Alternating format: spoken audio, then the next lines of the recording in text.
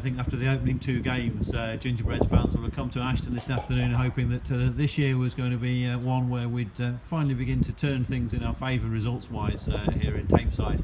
In the end, in the 91st minute, it wasn't to be. But did you think that Grantham deserved to have got something out of this afternoon? Yeah, I think it was a draw would have been a fair result, given the game how it went. Again, I thought we've put a good performance in, created chances, looked dangerous, and just got done at half time, just before half time when we went down to 10 men. We allowed the lads to play for too long. We could have made the sub, but with an head injury, you're not sure, and they punished us. Fair play to Ashton for punishing us. And again, second half, we've come into the game. Luke Shaw, great goal. Ollie Luto setting him up, deserved equaliser, going for the win. Probably a little bit naive, and got caught in the 90th minute with a great break, and fair play to Ashton. The number 8's done a great finish, so all credit to him, but probably a little bit harsh. But up until the point of that injury to Jordan Hempinstall, which seemed to come from an innocuous challenge just outside the penalty area, that the ref in the end gave the foul to Ashton, and it was Jordan that came off the worst. Up until that point, Grantham were on top of the game, beginning to dominate the home side, and looking like they were going to do once again what they'd done in the last 2 matches.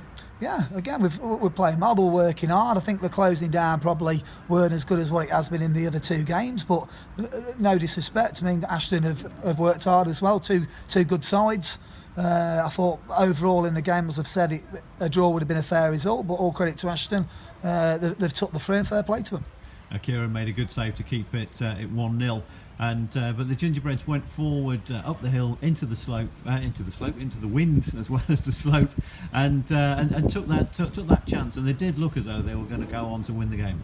Yeah, I think you've got to go for it. I mean, I'd say a bit naive, but we were on the edge of their box and could have won and got the winner. But all credit to them, they've gone 80 yards up the pitch, and the lad is like ran. So fair play to the midfield lad. He's wanted it, got in there, and it's one into the top of the net. Now, it's early days. That the league table at the top is looking very, very tight now, with a number of teams on 7 or 6 points, including the Gingerbreads.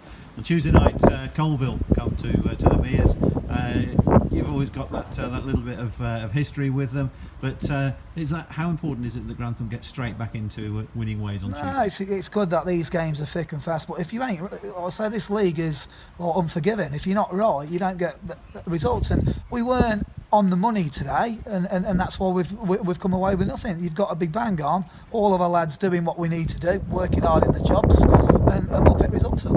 With those injuries, not only to Jordan Hempinstall, but also Stefan Galinski limping off, and Luke Shaw with a heavily strapped foot afterwards, could begin to stretch the squad.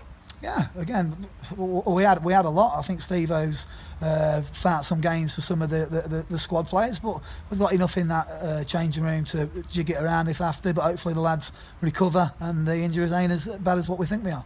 Danny, thanks very much. Cheers.